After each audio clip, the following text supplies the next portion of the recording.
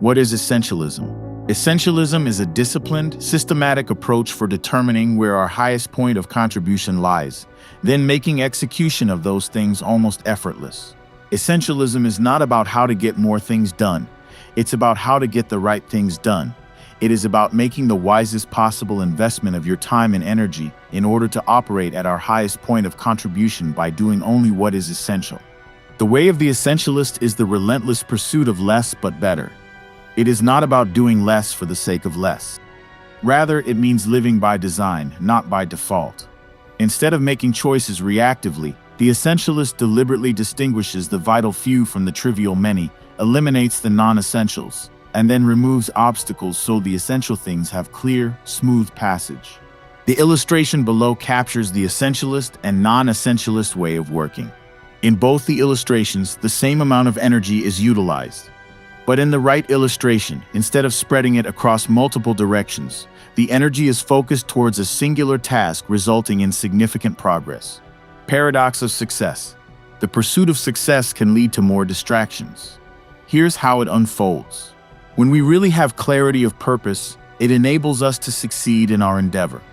When we have success, we gain a reputation as a reliable person who is always there when you need him. This leads to better opportunities.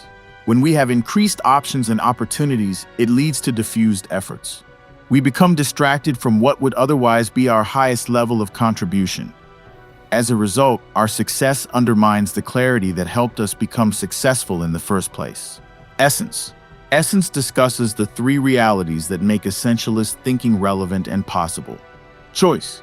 The ability to choose cannot be taken away or even given away, it can only be forgotten. When we forget our ability to choose, we learn to be helpless. Drip by drip, we allow our power to be taken away until we end up becoming a function of other people's choices or even a function of our own past choices. Replace "I have to" with "I choose to."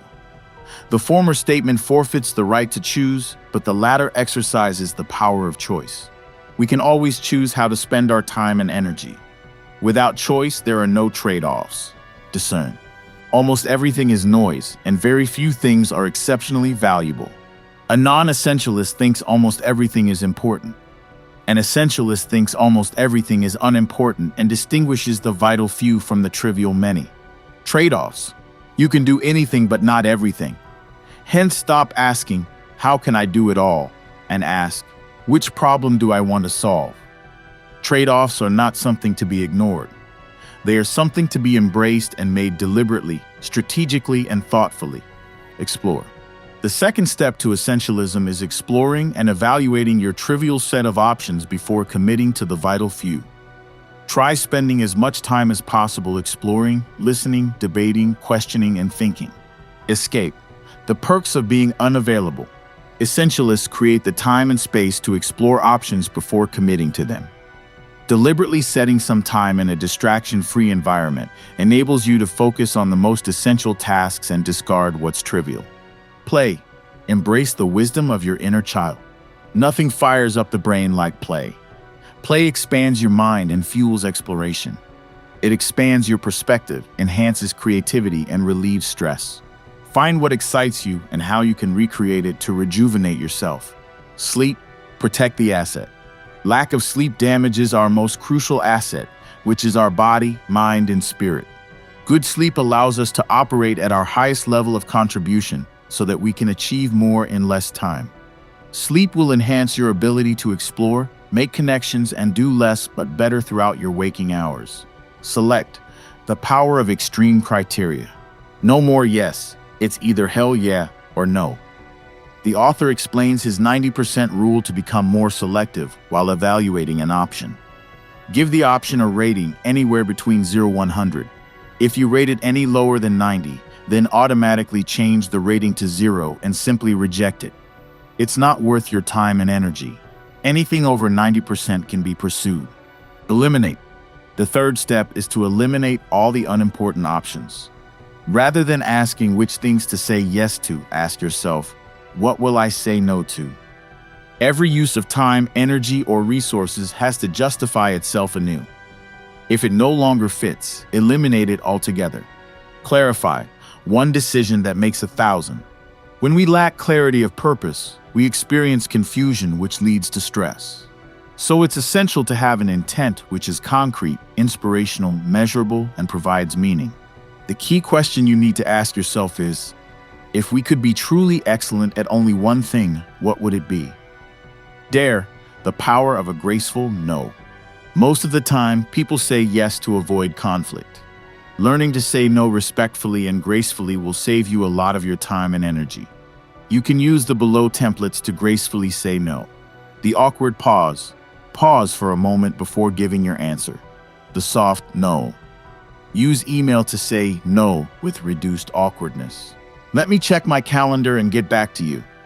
Set an auto email responder explaining that you are currently working on an important project. Yes, what should I prioritize? Say it with humor diffuses the situation and disarms the other with laughter. You are welcome to X. I am willing to Y. An example. You are welcome to borrow my car. I am willing to make sure the keys are here for you. Implying that you will not drive the person yourself.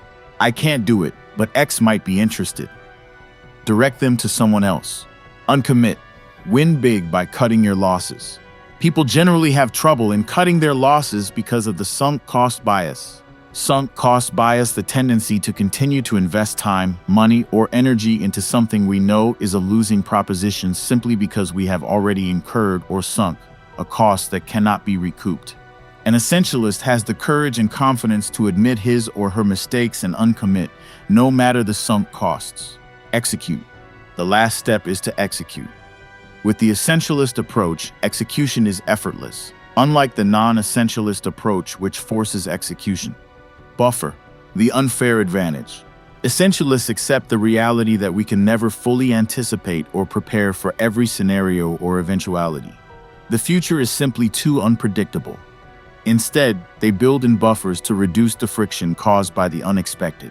Subtract. Bring forth more by removing obstacles. To attain knowledge, add things every day.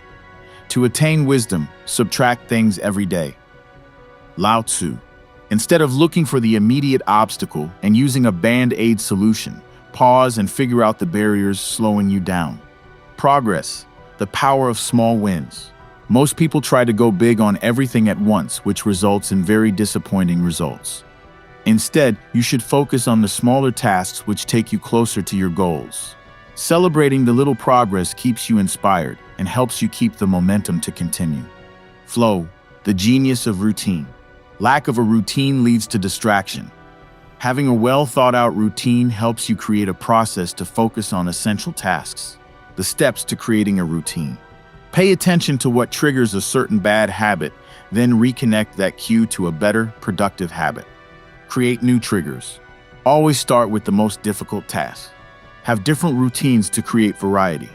Tackle one habit at a time. Focus. What's important now? You'll miss the present if you are constantly worried about the future or reflecting on your past.